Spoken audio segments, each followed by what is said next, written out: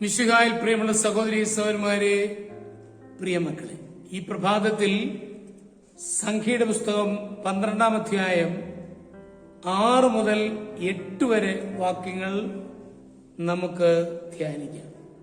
The book of Numbers, chapter 12, verse 6 to 8. അവർ മുന്നോട്ട് ചെന്നു, അവിടെ അരുളി ചെയ്തു, എന്റെ വചനം ശ്രവിക്കുക. നിങ്ങളുടെ ഇടയിൽ ഒരു പ്രവാചകനുണ്ടെങ്കിൽ കർത്താവായ ഞാൻ ദർശനത്തിൽ അവൻ എന്നെ തന്നെ വെളിപ്പെടുത്തി കൊടുക്കും. സ്വപ്നത്തിൽ അവനോട് സംസാരിക്കുകയും ചെയ്യും.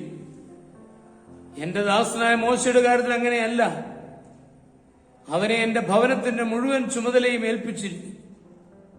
അവ്യക്തമായിട്ടല്ല, സ്പഷ്ടമായി മുഖാമുഖം അവനുമായി ഞാൻ സംസാരിക്കുന്നു.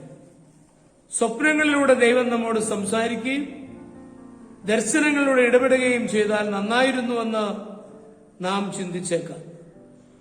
ദർശനങ്ങൾ കാണുന്നതും സ്വപ്നങ്ങൾ ഉണ്ടാകുന്നതും ആത്മീയമായ ഉയരത്തിന് തെളിവായി നാം അറിയാതെ അഭിപ്രായപ്പെടുന്നു.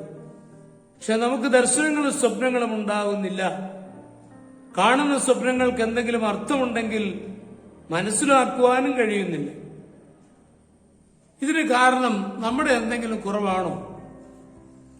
ഗൂഢാർത്ഥങ്ങൾ ഉൾക്കൊള്ളുന്ന സ്വപ്നങ്ങൾ കണ്ട പലരെ പറ്റിയും ബൈബിളിൽ പ്രതിപാദിക്കുന്നുണ്ട്. യെശയ്യാ പ്രവാചകൻ ഉയർന്നും പൊങ്ങിയുമുള്ള സിംഹാസനം ദർശനത്തിൽ കണ്ടു. ഫറവോ രാജാവും നെബൂഖദ്നേസർ രാജാവും ജോസഫും ദർശനങ്ങൾ കണ്ടു. അവയ്ക്കെല്ലാം ആന്തരിക അർത്ഥങ്ങൾ ഉണ്ടായിരുന്നു. ഗൂഢാർത്ഥങ്ങളുള്ള സ്വപ്നങ്ങൾ കാണുന്നവരെല്ലാം ദൈവത്തോട് ചേർന്ന് ജീവിക്കുന്നവരെന്ന് അർത്ഥമില്ല. ഫറവോ രാജാവും നെബൂഖദ്നേസറും ദൈവഭയമില്ലാത്തവരായിരുന്നു. ജോസഫിനോടൊപ്പം ജയിലിൽ കിടന്ന രാജധാനിയിലെ സേവകരും ആന്തരികാർത്ഥമുള്ള സ്വപ്നങ്ങൾ കണ്ടു. അവരും ആത്മീയമായി ഉന്നതരായിരുന്നില്ല. എന്നാൽ ദർശനങ്ങൾ ആത്മീയ ജീവിതത്തിന്റെ അവിഭാജ്യ ഘടകമല്ല. നിരന്തര ദൈവസാന്നിധ്യ ബോധ്യമാണ് മോശയെ ശക്തനാക്കി നടത്തിയത്.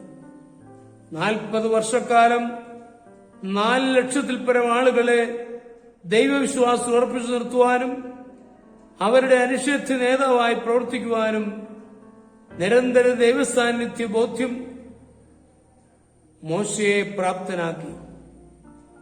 ഇടവിട്ടുണ്ടാകുന്ന സ്വപ്നങ്ങളെയും ദർശനങ്ങളെയും പ്രധാനം നിരന്തരമുള്ള ദൈവസാന്നിധ്യ ബോധ്യമാണ്. അധികം ആത്മീയ ശക്തി അപ്പോൾ നമുക്ക് ലഭിക്കും. ദർശനങ്ങളും സ്വപ്നങ്ങളും കാണുന്നതല്ല, ദൈവ സാന്നിധ്യത്തിൽ ജീവിക്കുന്നതാണ് ആവശ്യം. നമ്മുടെ കർത്താവ് യേശു മിശിഹായുടെ കൃപയും പിതാവായ ദൈവത്തിന്റെ സ്നേഹവും പരിശുദ്ധാത്മാവിന്റെ സഹവാസവും പരിശുദ്ധ അമ്മയുടെ മധ്യസ്ഥതയും നിങ്ങളെല്ലാവരോടും കൂടി ധാരാളമായിട്ടുണ്ടായിരിക്കും, എപ്പോഴും എപ്പോഴും എന്നേക്കും. ആമേൻ.